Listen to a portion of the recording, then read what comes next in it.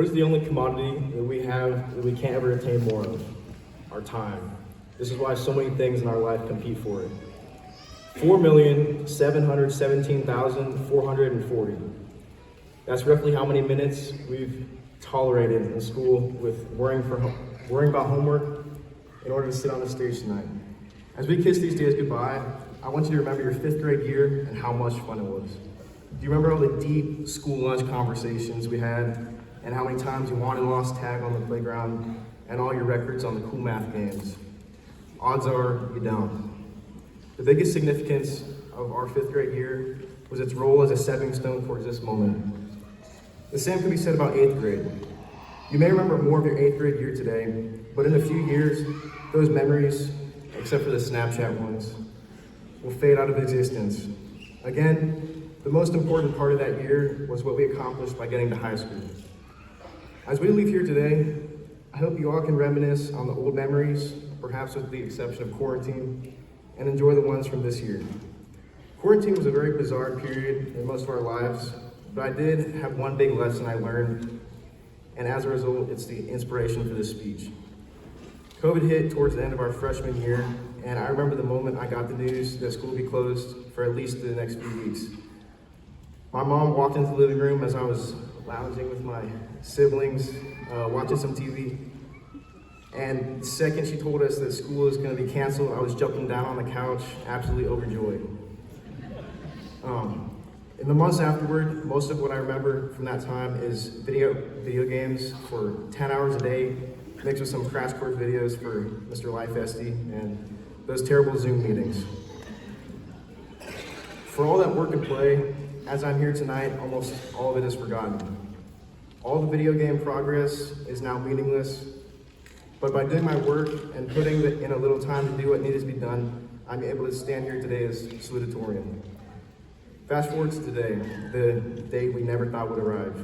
As many of you enter the workforce as full-fledged members of society, or at least wait 4 years in college before doing so, I would like a moment of your time to talk to you about your time. Over the course of a 24-hour day, a third of it we've spent sleeping. At least it should be now that we don't have any more policy paper sections for Distiller to start the night before. Another third will be traded in exchange for money, which leaves the last third for you to put towards the most important things in life. Important things such as building relationships, enjoying hobbies, and scrolling TikTok. I know for a fact some of us spend hours and hours scrolling and scrolling every single day. At the end of an afternoon in bed doing nothing but scrolling, I challenge you to recall even 10 videos before you roll over and doze off. It's crazy how fast the hours go by when you're on your phone, and what is there to show for it? As we move on in our lives, I would implore you, my classmates, to not be so careless with your time, especially those of you planning on going to college. On average, you will spend around $60 or more a day, including the weekends, simply for the privilege of attending your institution of higher learning.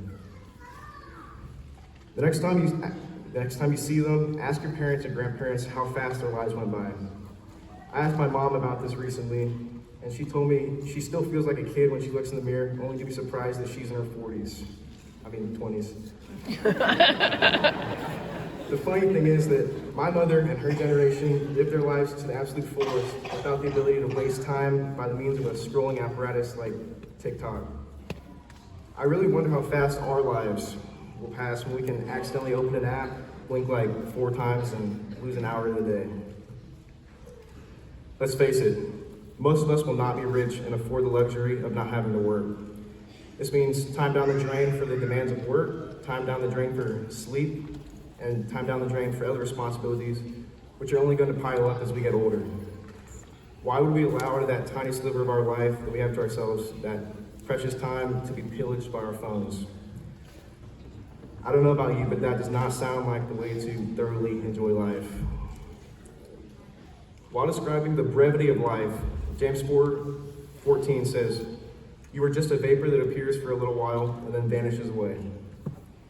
At the end of the day, our lives are just another stepping stone towards eternity with Jesus, with the sole purpose of helping others and having God's will be done. And if you don't believe in that sort of thing, All I can say is this message is even more important for you because this is the only life you will ever have, so make the absolute best of it. To the class of 2023, I wish you all full, long, and fruitful lives. Thank you.